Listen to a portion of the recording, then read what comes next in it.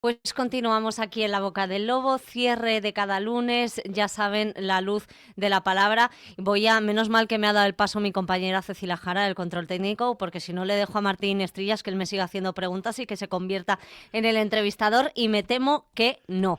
Porque, Martín, me vas a permitir lo primero que diga, que, bueno, esto es, no, yo no me suelo apuntar, pero cuando me llega la inspiración, tú sabes, te baja la musa, y resulta que me había venido viendo la portada que vamos a introducir con el primer libro que se produce bajo la nueva dirección de SND Editores, que tú encabezas, que representas.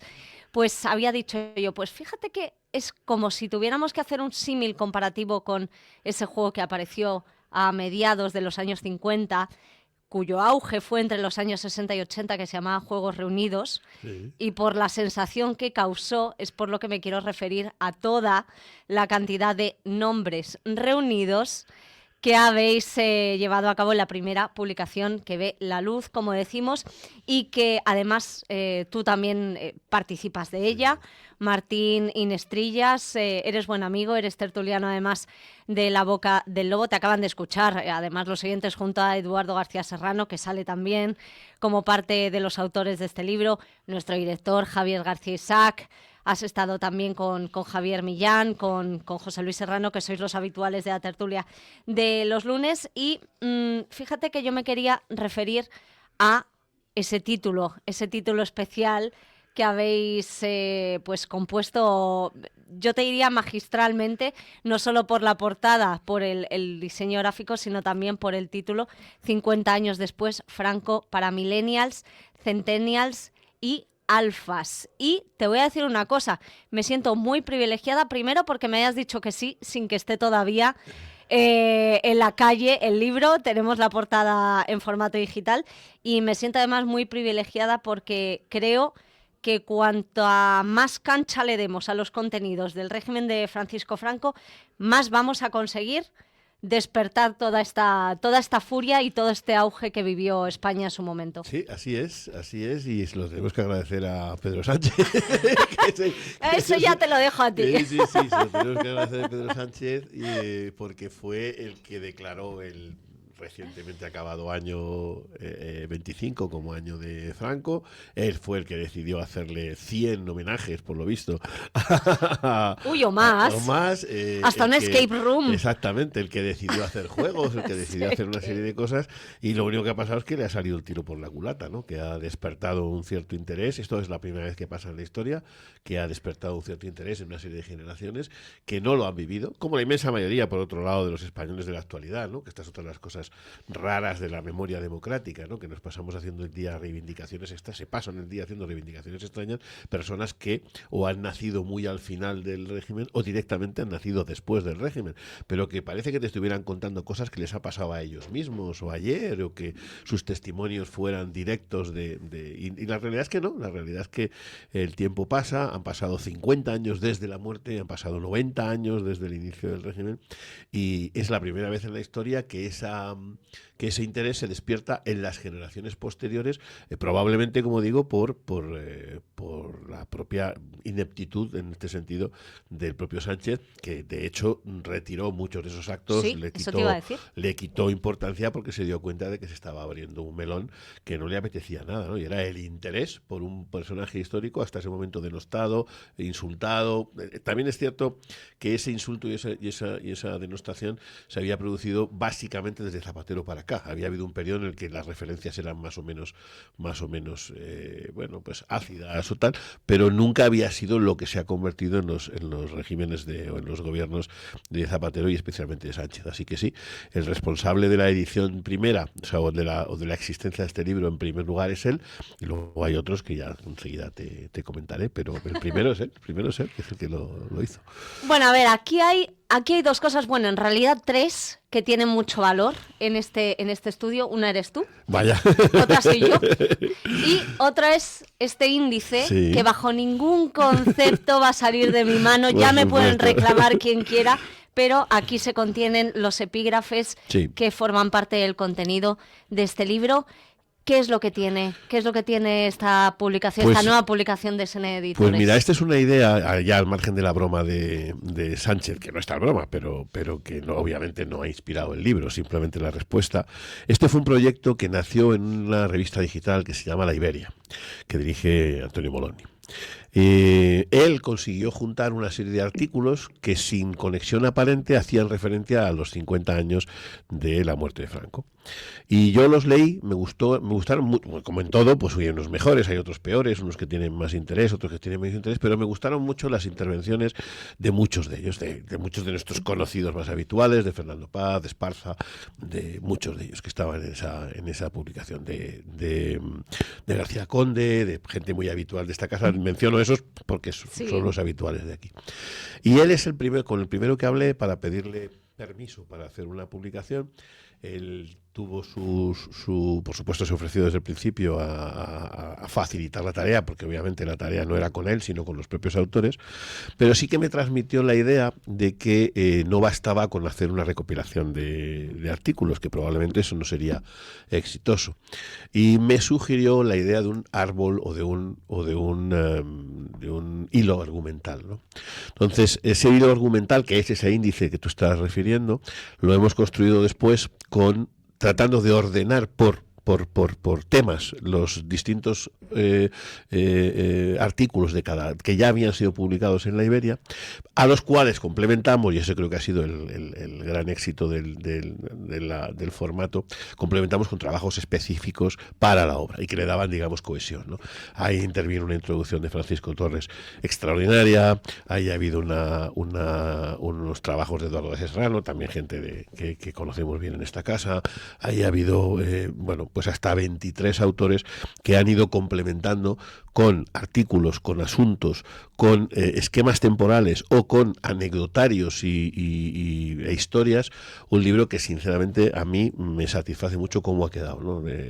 Para ser sabes que publicamos no hace mucho, ya bajo nuestra tutela, el libro de Paco Torres, que estuvisteis aquí los que dos estuvimos conmigo. Aquí los dos, pero ese sí que era ya nuestro, pero yo había participado poco. En realidad era un trabajo que estaba en curso de la anterior dirección. Este es el primero que publicamos, no es desde luego el último, ni mucho menos. Hay más de 40 trabajos en cartera y 2 de ellos están a punto de salir, además de este.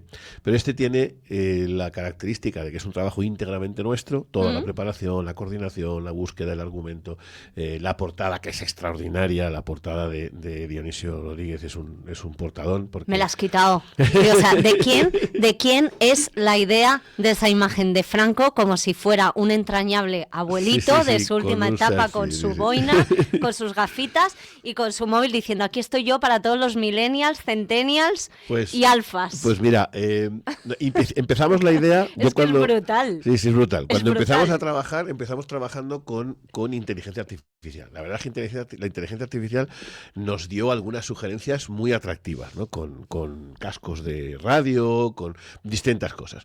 Lo que pasa es que la inteligencia artificial reflejaba un personaje más con los parámetros a los que estamos acostumbrados, ¿no? Estaba bien.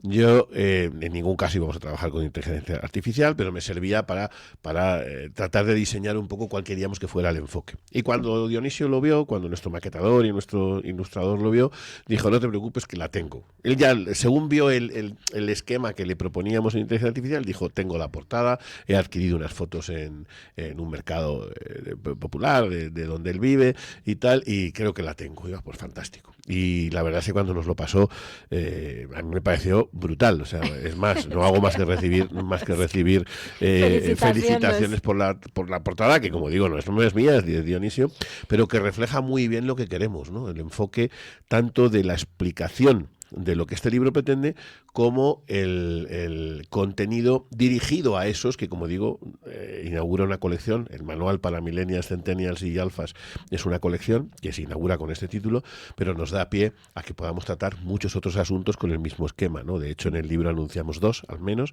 que es un José Antonio para millennials, otra figura desconocida en muchos casos de determinadas generaciones, aunque hay muchísima más bibliografía y sobre todo con más respeto en muchos casos, pero aún falta un enfoque para unas generaciones concretas.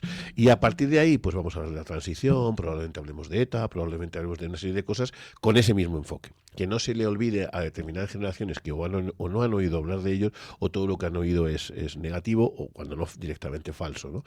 Y bueno, si esta sale bien, la colección siempre va a llevar el mismo subtítulo: Manual para Millennials, Centennials y Alfas, e irá precedido del tema en cuestión, en este caso Franco. Vamos a ver cómo se nos dan las siguientes portadas. Esta está muy bien. Vamos a ver qué hacemos con... Alguien me decía, estoy deseando ver a José Antonio haciéndose un selfie. Digo, ostras, esa ya me cuesta más, pero algo se nos ocurrirá para que efectivamente enlacemos con ese público y con ese no sé, ese interés en que la obra se acerque a esas generaciones nacidas con posterioridad al 75, ¿no? Bueno, como tú dices, mientras no se pierda ese respeto, se Por mantenga, supuesto, oye, ese espíritu de decir, Sí. venga, vamos a situarnos en el momento en el que estamos, no me cabe duda de que lo vais a hacer. ¿Y qué te iba a decir? Como hemos comenzado diciendo que yo me siento muy orgullosa por tenerte aquí, porque para empezar el libro ni siquiera ha salido aún a la calle, a la venta. Yo sé que esto depende de diferentes ámbitos, pero ¿para cuándo está previsto que pueda ver la luz? Pues Martín? probablemente hoy, sí. Estoy pendiente de hablar con la imprenta, pero ya hoy va a entrar en la web de SND, de la editorial, con referencia para su compra, y yo espero estar recibiendo el material mañana en almacenes y empezaremos a distribuirlo. En todo caso, van a ser un par de meses de muchísima actividad, de presentaciones y de darlo a conocer, pero sí, yo creo que hoy estará terminado y mañana podrá estar en distribución, con lo cual hoy mismo lo subiremos a la web para que pueda ser ya adquirido directamente a través de la página luego estará en todos sitios, luego estará en Corte Inglés, estará en Amazon, estará en la Casa del Libro, estará en todos los sitios, pero hoy, al menos, yo espero que hoy, como mucho mañana por la mañana, esté disponible en la web de SND Editores. Sí. Oye, dime una cosa, cuando tú te inicias en esta faceta como editor, claro, tenéis que hacer una previsión, pues eso, en las publicaciones que tenéis pendientes. Lanzas esta, como tú bien dices, no solo va a estar disponible en la página web de SND, sino en otros medios, en grandes distribuidoras, en otras plataformas. Además, ¿habéis tenido a priori algún tipo de problema? Porque ya sabes que todo lo referente a... En este momento, con esta obra todavía no. Nosotros arrastramos... Sí, me refiero a ahora. Esta todavía no. También es cierto que estamos haciendo su premier hoy en este programa, porque no, más allá de un par de referencias en La Boca del Lobo y en comentarios personales, no hemos hecho todavía ninguna presentación, y por lo tanto la distribuidora no lo ha visto, no ha podido llevarlo. La distribución en España funciona de una forma muy peculiar, pero llegar a cada librería o llegar a cada gran plataforma implica el trabajo de una distribuidora, que es quien tiene una red comercial, quien tiene alguien que te lleva los libros al fulano que compra en cada sitio y tal, y eso requiere un trabajo. Es verdad que cuando tienes una editorial como esta, que ya tiene 11 años de trayectoria, pues una buena parte de eso es casi automático, ¿no? Tú publicas algo y te hacen un pedido, y da igual lo que haya dentro, ¿no? Te hacen un pedido. Pero la promoción real, la de la persona que evalúa qué voy a publicar en cada sitio, esa sí se ve afectada. Hay librerías y sobre todo cadenas en este país, que no voy a mencionar porque aspiro a que algún día publiquen, que directamente nos han cerrado las puertas. ¿Y por qué? Bueno, por la temática, por su enfoque y tal. Pues ¿qué le vamos a hacer? Es triste, porque en sus librerías y en sus estanterías se pueden encontrar auténticas bazofias y auténticos... y ahí están todos compitiendo como si fueran todos iguales. Los nuestros no. Pero he de decir que la inmensa mayoría de los normales, de la gente que con esto considera que es una misión cultural por un lado y un negocio por otro, que al final es lo que para los libreros es un libro, pues los pone. Otra cosa es que la demanda es la que determinará, o es una pescadilla que se muerde la cola, la demanda determinará en qué número se adquiere por cada una de esas librerías, cada volumen, y sobre todo la forma de presentarlo. No es lo mismo ponerte un libro mirando para arriba en un estante de novedades que ponerlo en una estantería en vertical, donde la gente lo tiene que ir a buscar con el dedo porque sabe que está o porque espera encontrarlo, ¿no? No es lo mismo. ¿De qué va a depender? Pues de que todos nuestros oyentes, de que todos los que sepan de la existencia de este libro hagan una demanda natural de decir, oye, lo quiero, porque eso moviliza a las compañías que los distribuyen y dicen, oye, pues habrá que suministrarlo, ¿no? Y cambia radicalmente, ¿eh? Un libro puede tener más o menos éxito en función de muchos factores. El tema de su polémica o la que puedan generar es uno de ellos, pero la forma de presentarlo y la forma de estar es sin duda el factor más importante para hacerlo. Y este programa, como el que habrá en los próximos 2 meses, contribuyen precisamente a generar esa inquietud, esa demanda. Así que yo muy agradecido porque efectivamente espero, vamos a empezar a verlo desde hoy, pero espero que efectivamente ese libro pueda ser demandado en las grandes librerías y en todas las librerías para que lo podamos distribuir a gusto y también tengamos la idea de cuántos ejemplares tenemos que hacer cada vez, ¿no? Porque es otra de las grandes decisiones, ¿no? Esto es un coste muy alto que hay que referenciar a un número de ejemplares que a su vez no tienen vuelta atrás. O sea, una vez que los has impreso, o los vendes o te los comes. Y bueno, ahí estamos, en ese experimento. Es la primera obra que es íntegramente nuestra. Es un hijo, la verdad es que un libro, cuando alguien te dice he escrito un libro y tal, yo entiendo perfectamente el sentimiento de paternidad, porque en que solo hago el prólogo y la coordinación, solo hago el prólogo y la coordinación y todo lo que es la edición, yo lo siento como un primer hijo, soy primerizo en este sentido y me apetece mucho ver cuál va a ser el resultado de las próximas semanas y meses, que también hay que decirlo, los libros también tienen una vida muy corta en ese sentido. La vida, me refiero a la vida explosiva, ¿no? La vida en la que los libros se venden sobre la marcha y tal. Luego ya quedan vegetativos y están siempre en las librerías y te los van pidiendo, pero cuando se vende es cuando lo anuncias, cuando se genera un cierto movimiento a su alrededor y la gente se interesa y te lo pide. Así que tenemos 2 o 3 meses por delante. Yo diría que hasta después de la Feria del Libro, que también es otro hito importante en la edición, donde sabremos si hemos acertado, cómo hemos acertado, cuál es la recepción del libro y, por lo tanto, cuáles pueden ser sus secuelas, en el sentido ese de que te decía de la colección para millennials, centennials y alfas. Bueno, pues a ver, después de, o a la vez que escuchamos que te mueves igual de pez en el agua que con tu faceta submarina en el mundo de los libros, de la edición Martín, vamos a entrar, si te parece, de lleno en esa promo que estábamos comentando antes tú y yo. Yo tenía aquí apuntada la fecha del espacio Ardemans en Madrid para la presentación, pero antes hay algo más. Sí. Y después también. Eso es, porque al final se te van ordenando las fechas y te van cambiando, o sea, y te aparecen gente que lo quiere, que lo ha oído en esta casa, que quiere, bueno, pues que se ofrecen a publicarlo. Los primeros que se ofrecen a publicarlo casualmente son los buenos amigos de esta casa.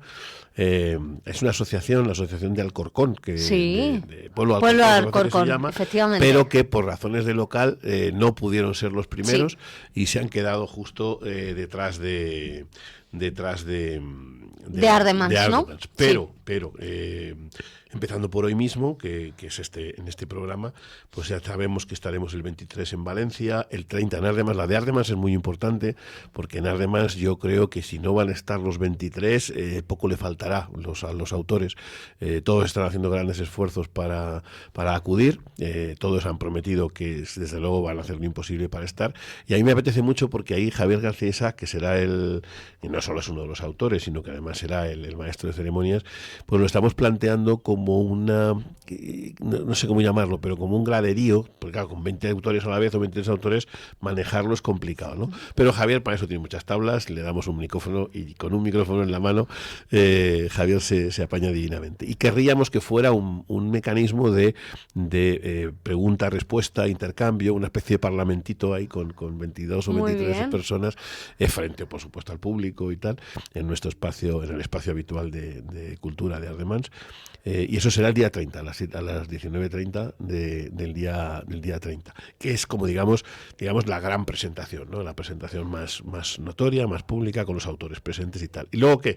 Pues luego depende, ¿no? Pues que Pueblo Alcorcón, por ejemplo, nos ha confirmado que estaremos con ellos el 27, como digo, 23 en Valencia, el 20 de febrero estaremos en Córdoba, y aún estamos cerrando las fechas que probablemente sean las del 13 y 14 de marzo para Murcia y Cartagena, y también para Valladolid el día 20, de la mano también de García Conde. y más. Muy ¿no? bien. Esto en los primeros días, la verdad es que ha sido un boom. un boom.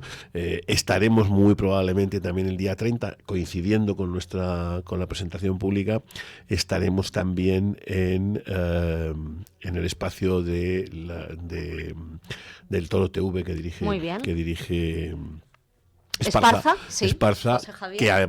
José Javier Esparza, que además coincide que ese día sus contertulios son García Conde Sí, y Fernando Paz, sí. y los dos son autores, con lo cual, con un poco de suerte, estaremos los cuatro pues haciendo también una presentación televisiva que también me hace mucha ilusión y también creo que puede contribuir a un mayor conocimiento de este libro en todos los entornos, ¿no? Así que muy contento con el arranque de esta primera obra, a ver cómo sale el niño, si crece, pero muy contento con la obra. Sí, sí. Bueno, de momento tiene muy buena concepción. Sí. Mira, puesto que hemos mencionado los autores, sí, ya me están diciendo por aquí, mira, era otra de las preguntas, Dios, si tenías alguna reserva ya inicial, por aquí ya me están diciendo quién se va a hacer con una de las primeras publicaciones.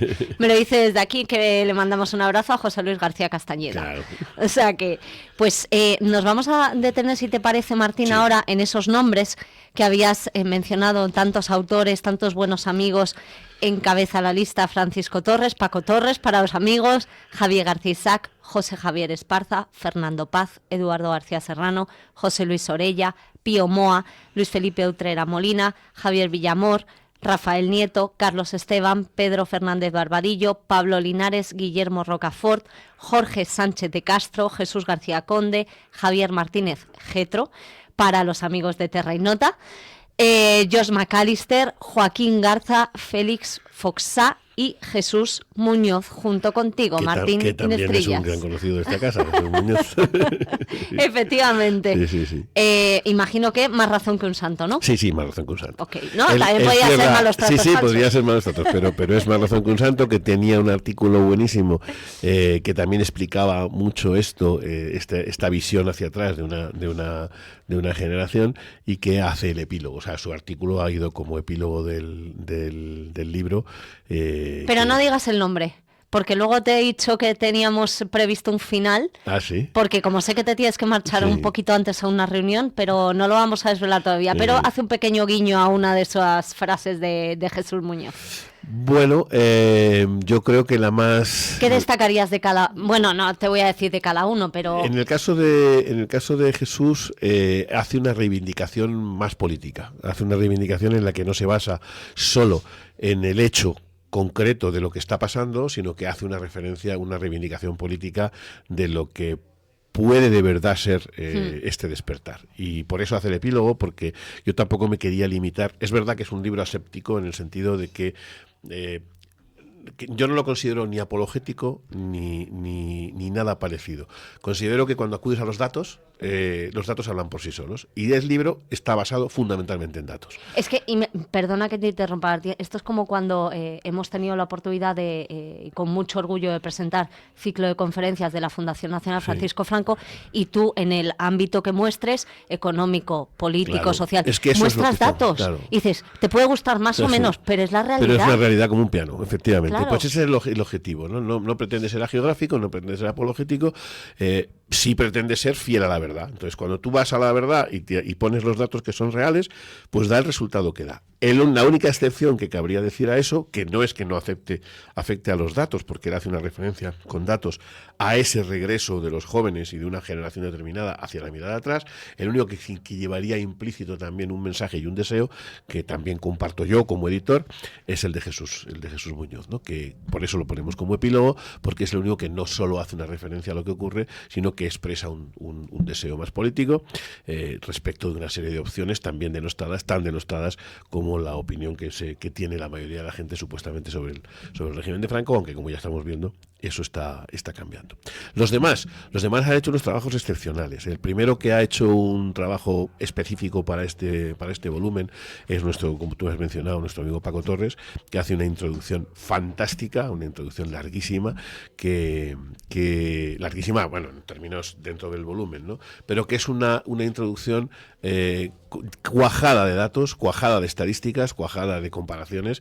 Él ya es un autor muy importante para nosotros cuando dice aquello de su Franco socialista, por ejemplo, y otros libros que ha tenido publicados. Tiene muchos datos que son, como tú bien decías, simple comparación, y es el primero que hace un gran trabajo en ese sentido.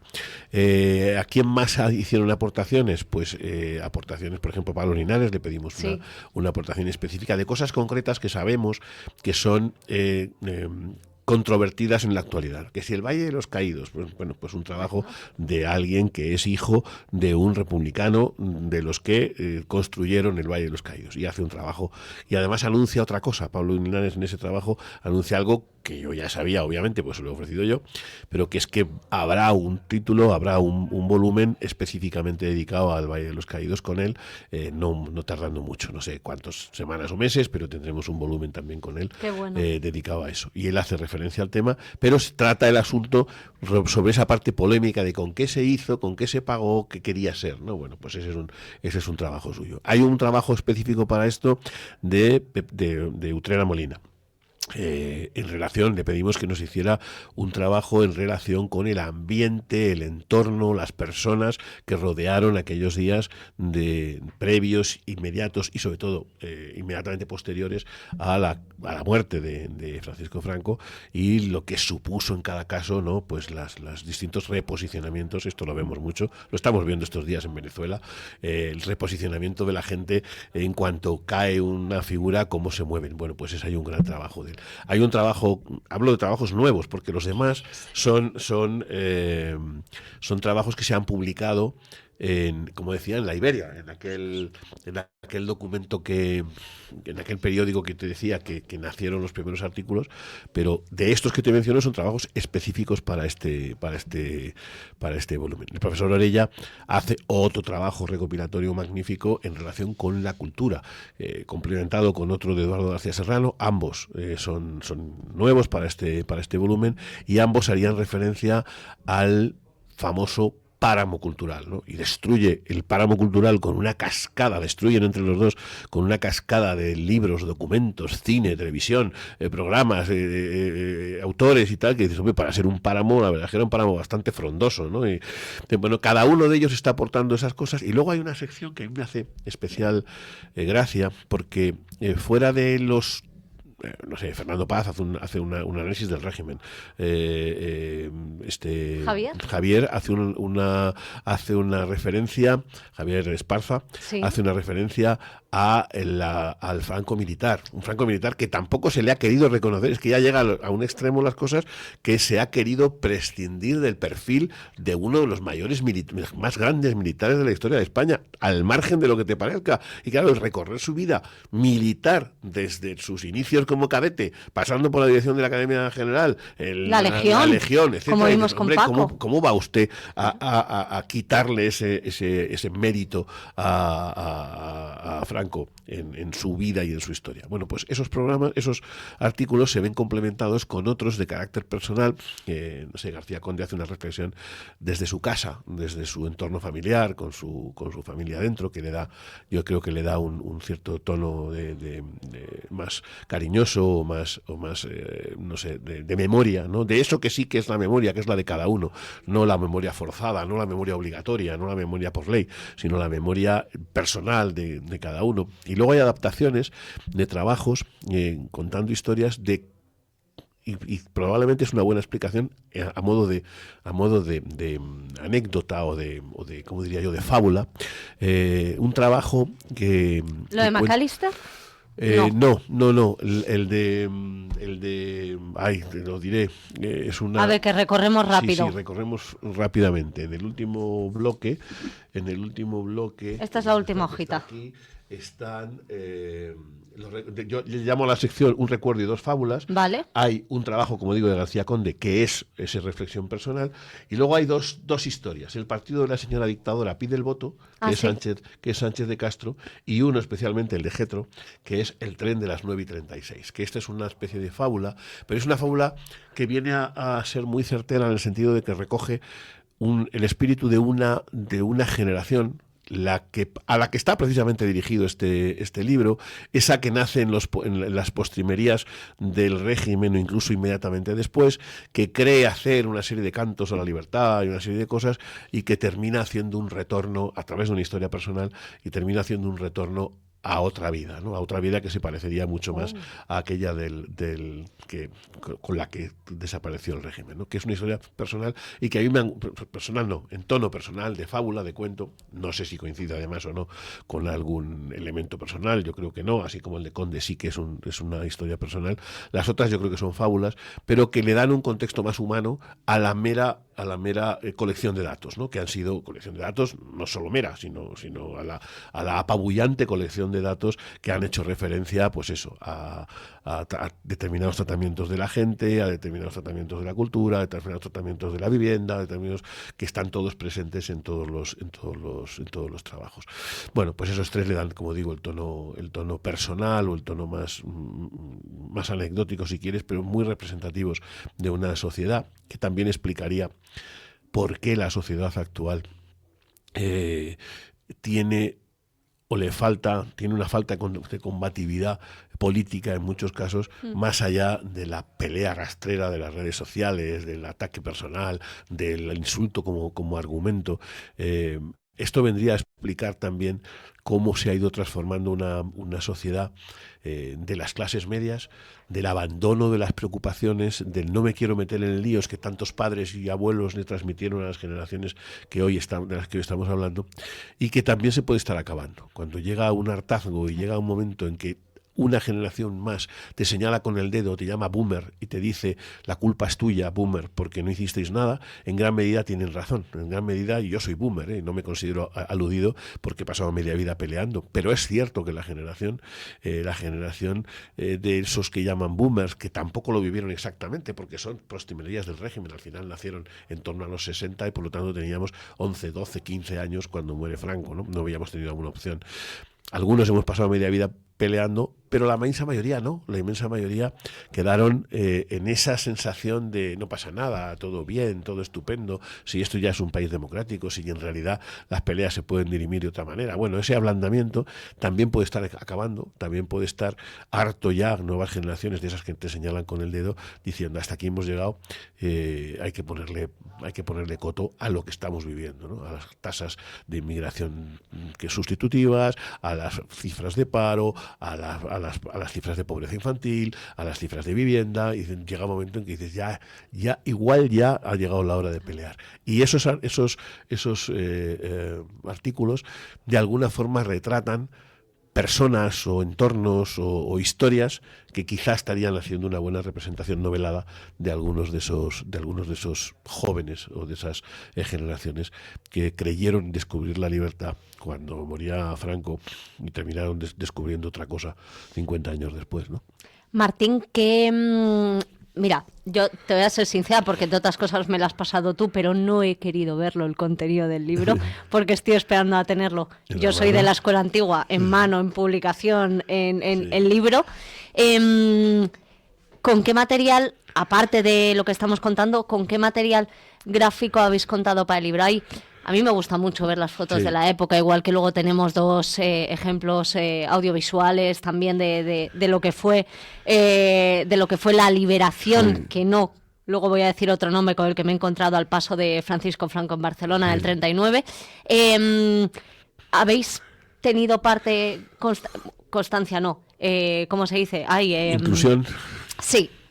No, lo único que hemos incluido en la última página es un código QR que permite acceder a un documental que hicimos no hace mucho tiempo, que se publicó precisamente en El Toro en diciembre, en algún momento de diciembre, que se llama Franco, Verdad y Victoria. Y aquí se hizo también. Y ese documental va unido a través de un código QR para todos nuestros lectores. ¿Por qué no hay material gráfico? Bueno, por dos razones. Primero, porque el material gráfico complica la publicación de los libros en cuanto a su coste, y queríamos que fuera un libro asequible, que fuera un libro que llegara al público en torno a este vale 21 euros, pues en torno a la veintena, no queríamos que se disparara mucho más. Y segundo, porque las fotografías requieren un trabajo de derechos de autor muy complicados, y no queremos que nos puedan tumbar porque utilicemos una fotografía, en algún caso, de la que no hayamos sido capaces de encontrar la autoría, o el permiso, o su libre circulación. Eso hubiera retrasado. Para nosotros era importante, de hecho el libro tendría que haber salido antes del 31 de diciembre, era importante que entrara dentro del año del 50 aniversario.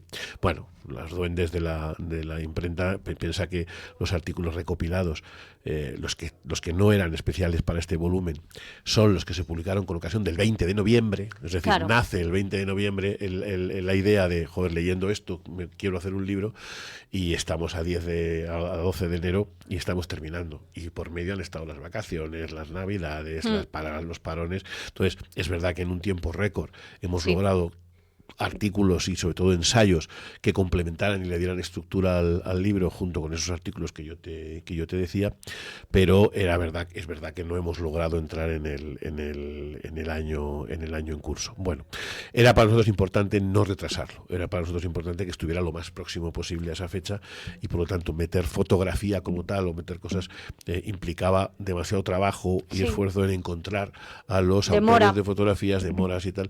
Sin embargo, el enlace al código, al QR, el QR en enlace al documental, sí que creo que es un regalazo. Es un regalazo, porque es casi una hora, o un poco más de una hora, de un reportaje en el que participan algunos de los autores del libro, o participamos algunos autores del libro y otros que no.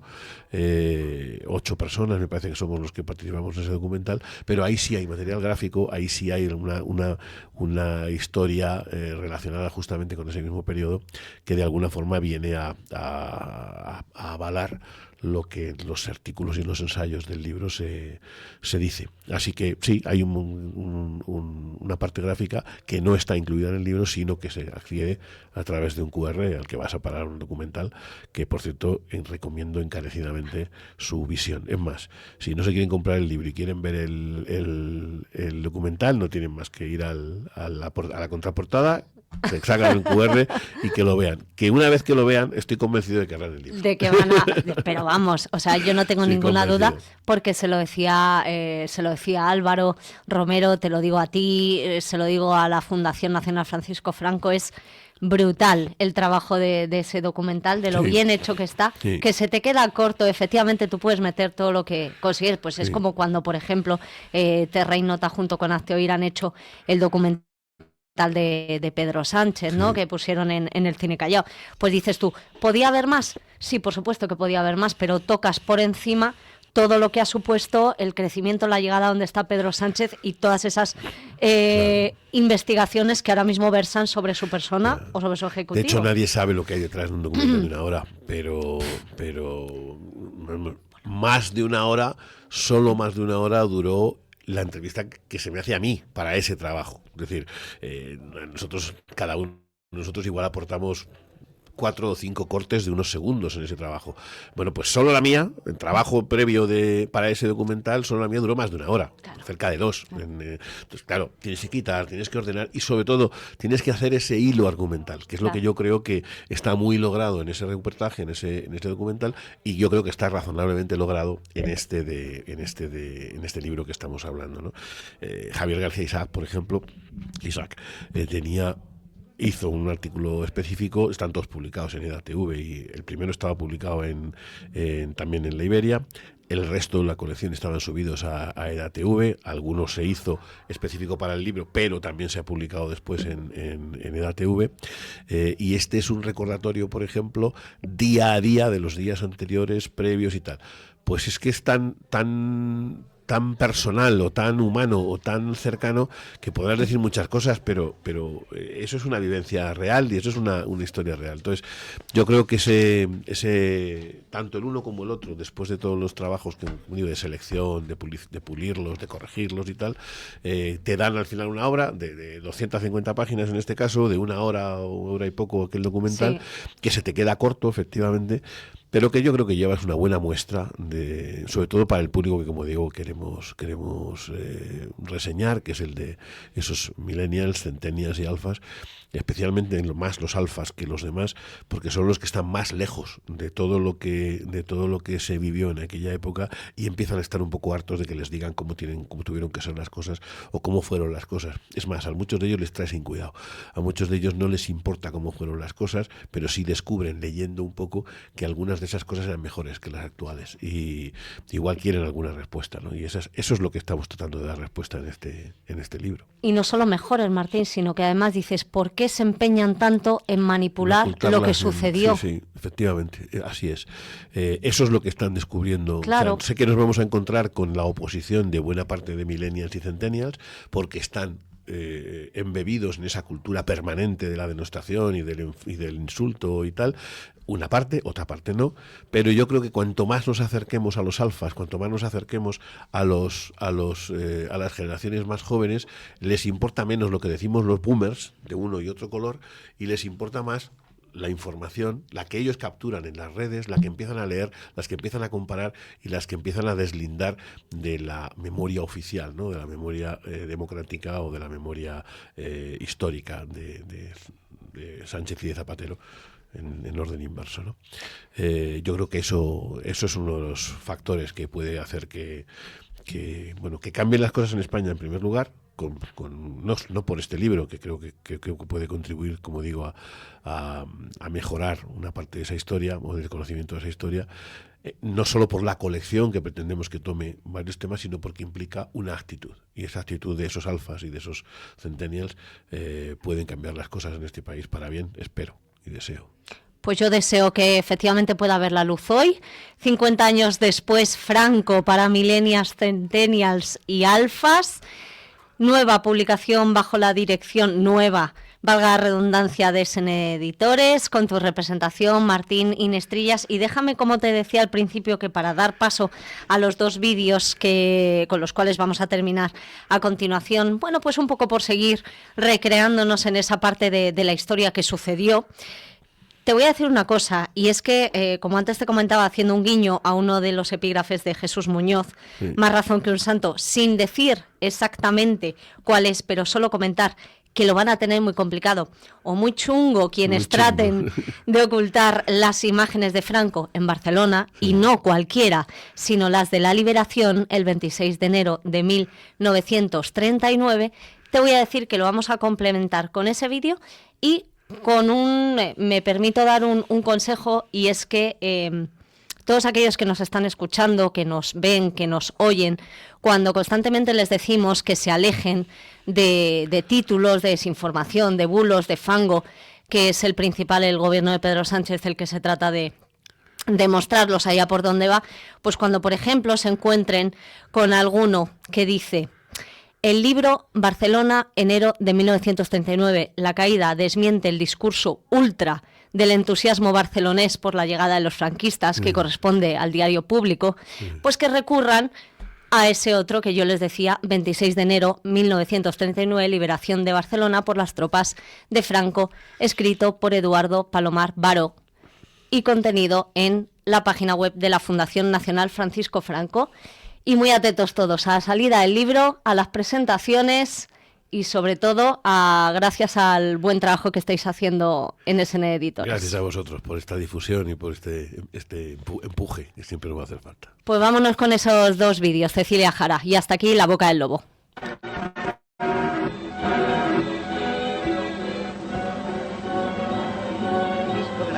Ministro de la Gobernación, 2 días y 7 días de ser liberado.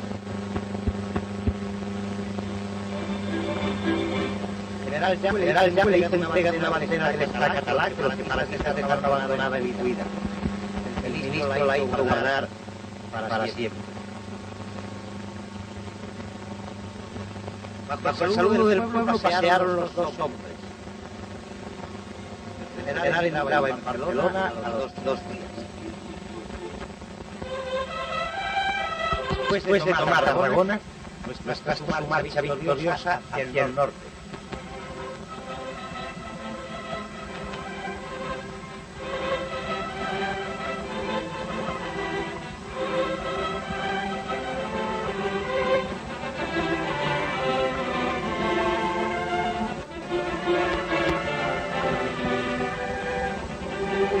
camino nuestras columnas se cruzaban con las de prisioneros que con paso cansino marchaban a la retaguardia. Al paso de nuestros soldados se abren las sonrisas y las manos. En Villanueva y Geltrú, los rostros volaron con dinamita a la fábrica de neumáticos Pirelli. Para esta labor de destrucción es para lo que reservan su coraje. Con esta catástrofe dejaron sin trabajo a 1.500 obreros.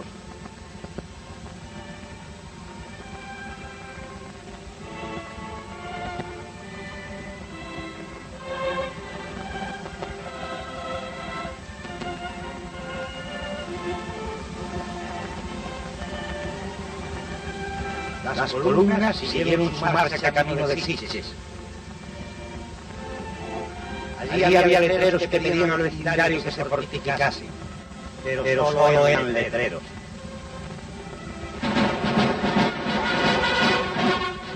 El vecindario guardaba sus fuerzas para cantar el himno de balance con nuestros soldados.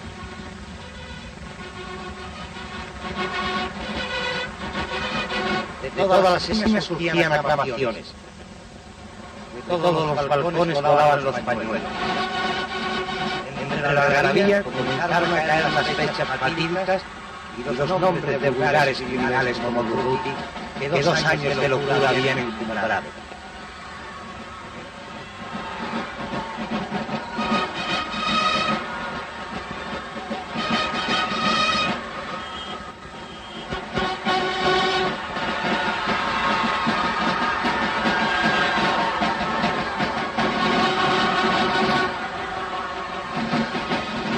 Había quienes lloraban por no poder contener la emoción al volver a tener presente la vieja bandera. En unos minutos se llenó Sitges de la alegría de la liberación. Nuestras tropas seguían su marcha y por trochas y caminos llevaban la victoria. El general García Baliño había de tomar Manresa.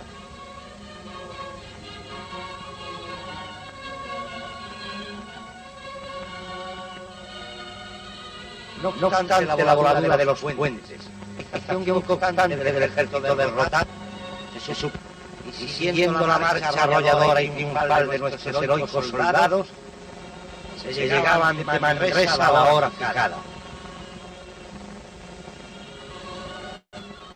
Poco después se entraba en ella. La industriosa y riquísima ciudad se libraba sin daños importantes del horror de la guerra.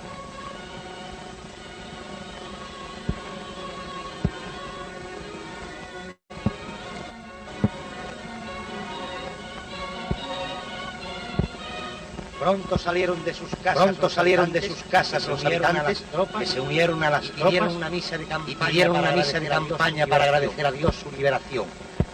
El ejército daraba el primer cañonazo contra la capital. Ya se extendía ante nuestra vista la hermosa ciudad.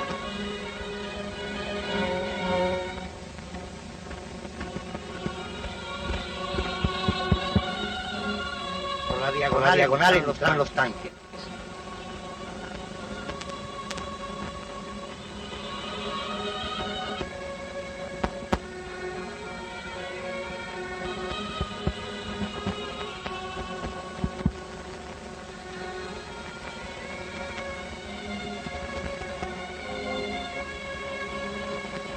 Surgían los desfiles entre unas ovaciones que decían al mundo cuál era el verdadero sentir de los auténticos catalanes.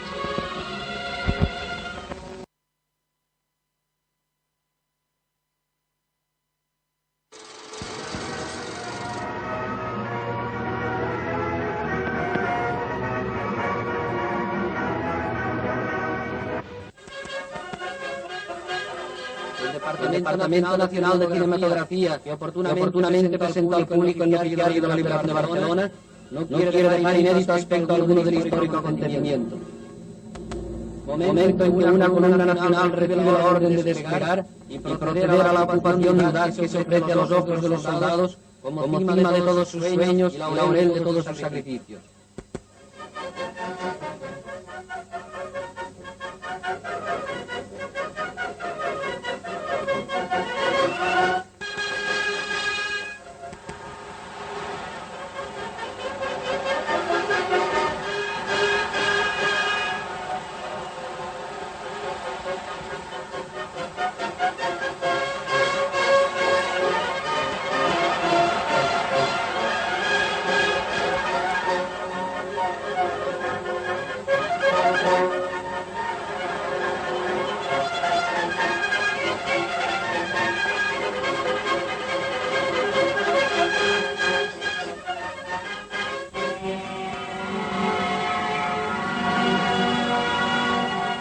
texto de la primera misa de campaña que se dijo en la Plaza de Cataluña.